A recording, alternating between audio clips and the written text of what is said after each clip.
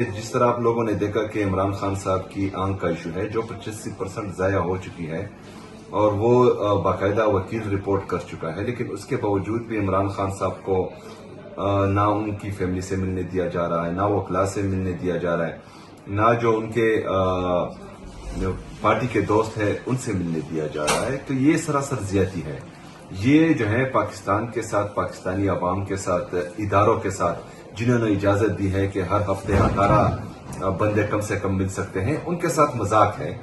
और पाकिस्तान को आगे से और मजाक ना बनाया जाए। अपना इंटरेस्ट बदले, अपना इंटरेस्ट जो है वो पाकिस्तान करे, अपना इंटरेस्ट पाकिस्तान में मईशत की बेहतरी करें, महंगाई को ख़त्म करें, जो हमारा एक्सपोर्ट है वो बढ़ाए, जो इंडस्ट्री है वो बढ़ाए, ग्रोथ एग्रीकल्चर बढ़ाए, किसानों का सोचे, गरीब आवाम का सोचे।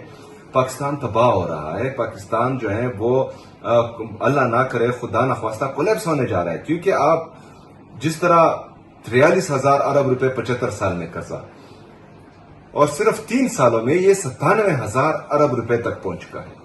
कहां गए ये पैसे, किस पर लगे? आवाम तो कुछ भी नहीं देख रही, ना आवाम की फलाह बहबूद पर लग रहे हैं। सिर्फ और सिर्फ जो है एक चीज हमारे सामने आई है, वो IMF की रिपोर्ट है कि इन्होंने 5,300 अरब रुपए की करप्शन की है। सिर्फ एक और चीज सामने आई है, वो 12 अरब रुपए का जहाज है।